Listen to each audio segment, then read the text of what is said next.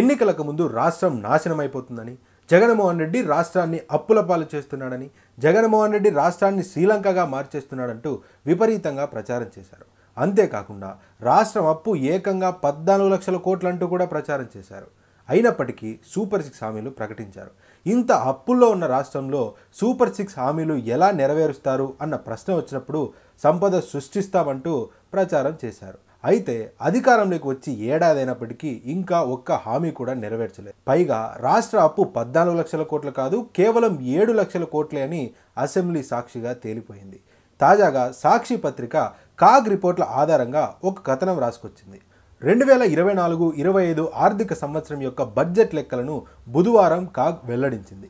ఇందులో పరిశీలిస్తే 2023-24 ఆర్థిక సంవత్సరంలో వచ్చిన ఆదాయం కన్నా 2024-25 ఆర్థిక సంవత్సరంలో వచ్చిన ఆదాయం 5,521 కోట్లు తగ్గినట్టు ఈ లెక్కలు చెబుతున్నాయి. అంటే 2023-24లో వచ్చిన సంవత్సరం ఆదాయం కన్నా పెరక్కపోగా 2024-25 సంవత్సరంలో 5,520 కోట్లు తగ్గిపోయింది.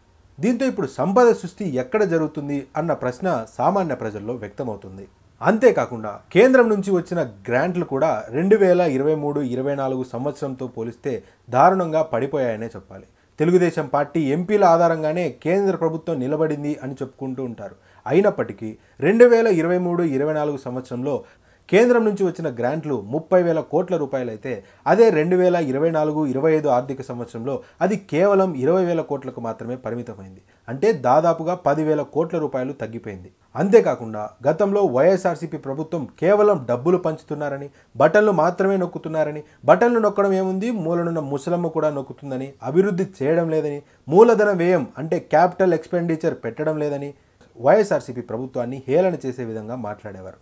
కానీ కాగ్ రిపోర్ట్లు చూస్తే పూర్తి భిన్నంగా ఉన్నాయి. 2023-24 ఆర్థిక సంవత్సరంలో ఆంధ్రప్రదేశ్ రాష్ట్ర మూలధన వ్యయం 23,589 కోట్లు కాగా అదే 2024-25 ఆర్థిక సంవత్సరంలో అది కేవలం 19,000 కోట్లకు మాత్రమే పరిమితమైంది. అంటే తగ్గినట్టే కదా.